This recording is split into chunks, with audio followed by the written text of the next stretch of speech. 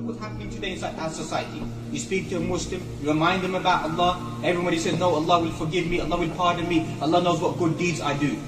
You don't even pray, and you're talking about the good things that you do.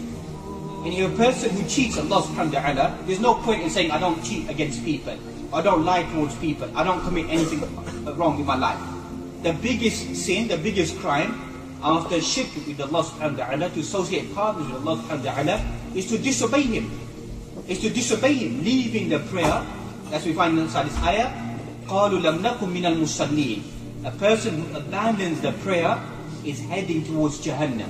We don't live in a Muslim environment, but in a Muslim country, whoever leaves as-salah, فَقَدْ كَفَرَ. That person has committed disbelief. If you live in a Muslim environment, because we don't live in a Muslim environment, many people haven't been taught, praying isn't to do with somebody who's religious, who keeps a beard, who goes to the mosque, with an elderly person, who comes at the age of 50, 60.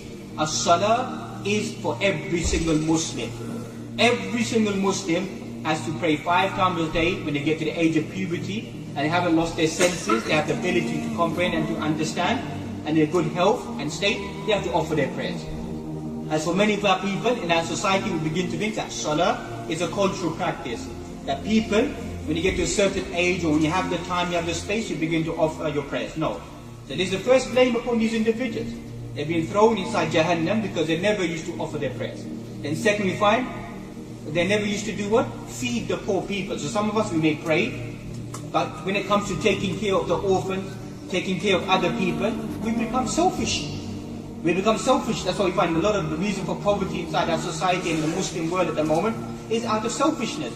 If there was no zakah, many of us wouldn't really care. And even some of us, when it comes to zakah, we don't really want to pay it, we don't really want to give it, or we make excuses, or whatever it may be, we transfer the money to another account, or whatever it may be, playing these games with Allah subhanahu wa ta'ala.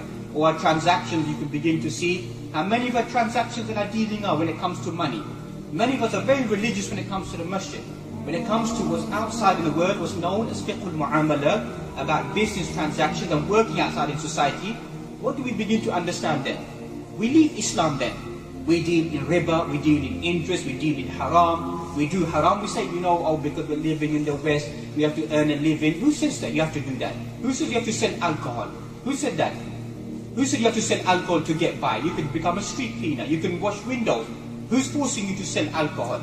And some people, they don't want to address these topics because unfortunately, some of our masjids, unfortunately, are funded by people who deal in haram and then give their money to the masjid, so the masjid will keep a lid on it. Be silent about it. Don't say anything about anybody because these people might get upset. Because many of our Muslims, unfortunately, their risk is from haram sources, unfortunately.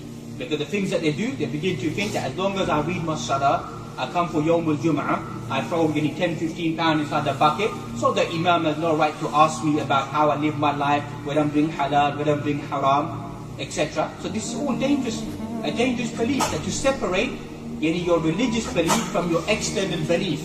When you come out in the wider society, you still try to enforce the teachings of Allah subhanahu wa ta'ala according to the best of your ability.